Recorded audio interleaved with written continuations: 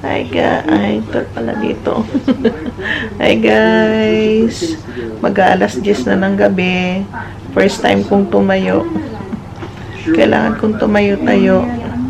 Heto kami ni Tatay at aming chikiting patrol. Welcome kayo sa aming home sweet home.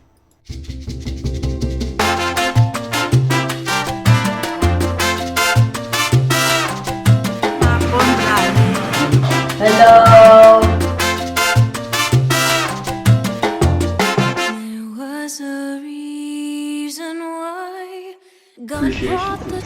Kailangan kong tumayo para bukas pauwiin na kami. Tsaka para daw mautot. Saka pag nakita nila ako na malakas, uwi na ako bukas. Mahirap yung lagi nakahiga. Kaya lakad-lakad lang ako.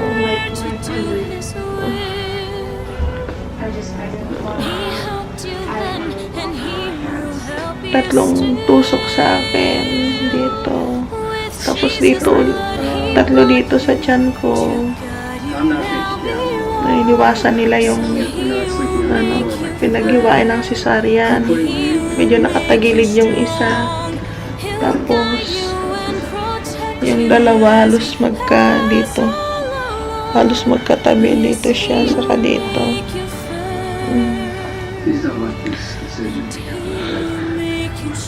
Ayan, kaninang after na operation naka-diaper ako kasi hindi ko kayang tumayo. Ngayon, inalis na para makapaglakad-lakad na rin ako. So, ayan.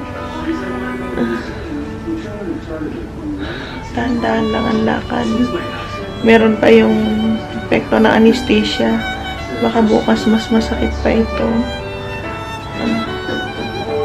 Sana makayaan. Pero kaya naman yan. Mga kinain ko ngayon, puro liquid pa rin. Tapos meron ako natira ditong yogurt. Plain na yogurt. Ito. Mamaya.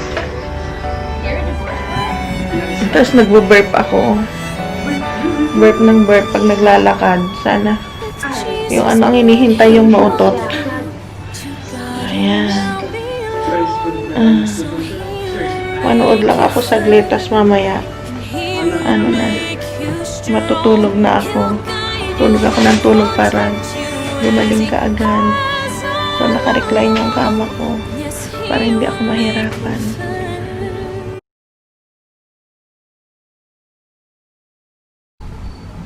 Hi guys, 11:40 na ng tanghali. Mamaya-maya ng konti uwi na kami. Natanggal na rin yung swero ko. Tapos kaninang umaga pala naglakad-lakad na rin ako. So, katatapos ko lang ng merienda. Yung pinakain, yung binigay nila sa akin? Gatas. Tapos, tsaa.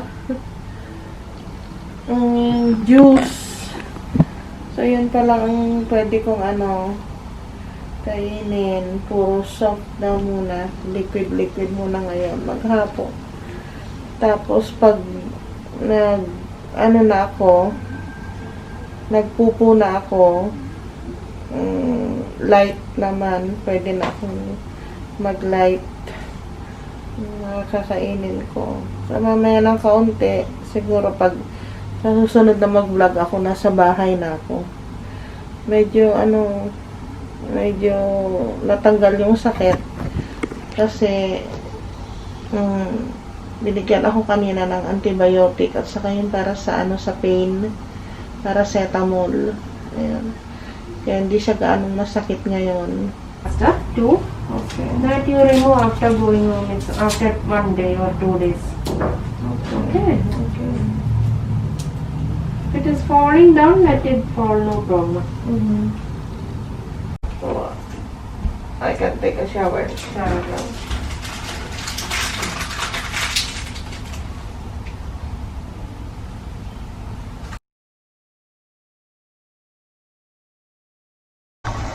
Hello, I'm home guys. Ayan, kadadating lang namin. Umuwi na kami kasi syempre naglakas-lakasan ako doon. Lumakad-lakad ako. Tapos, yun. Nakautot. Kaya sabi nila okay na daw. Tapos tinanong nila sa akin kung may masakit. Wala naman. Pag umuubo ako, wala namang dugong kasama yung plema. Yun daw ang mga delikado. Kaya yung iba hindi pa pinapauwi. Pero ako okay naman lahat-lahat. So naka-ready talaga yung katawan ko bago ako pumunta ng hospital. Ayan. Pagkadating ko, pahinga lang ng kaunti. Tapos nag-shower na para mawala yung mikrobyo ng hospital.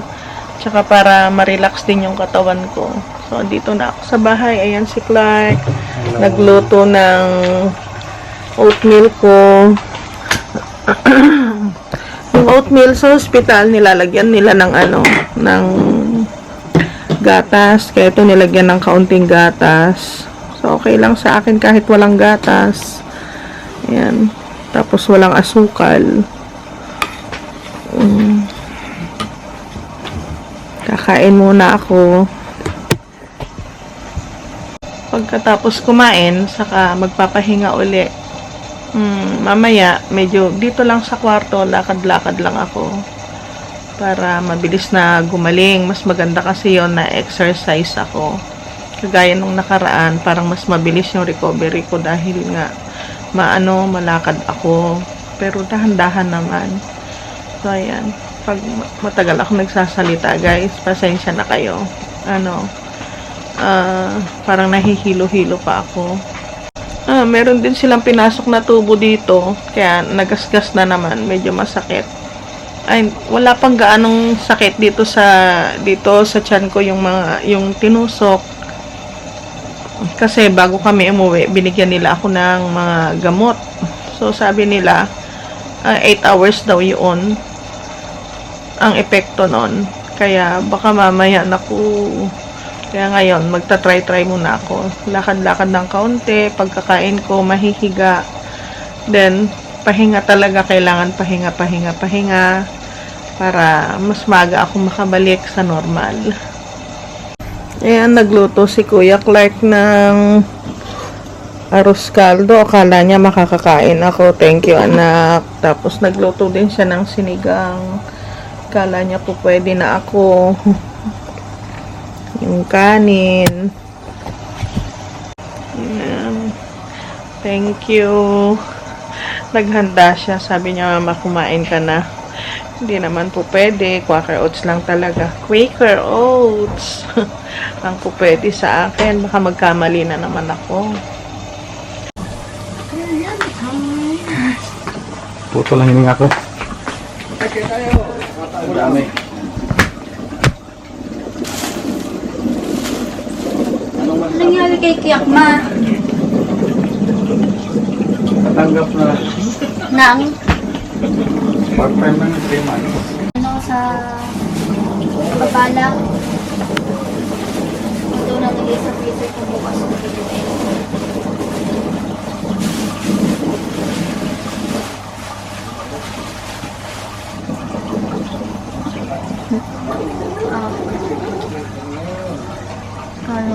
Ay, may store kayo? Saan? Yan sa lamin. Kaya Saan?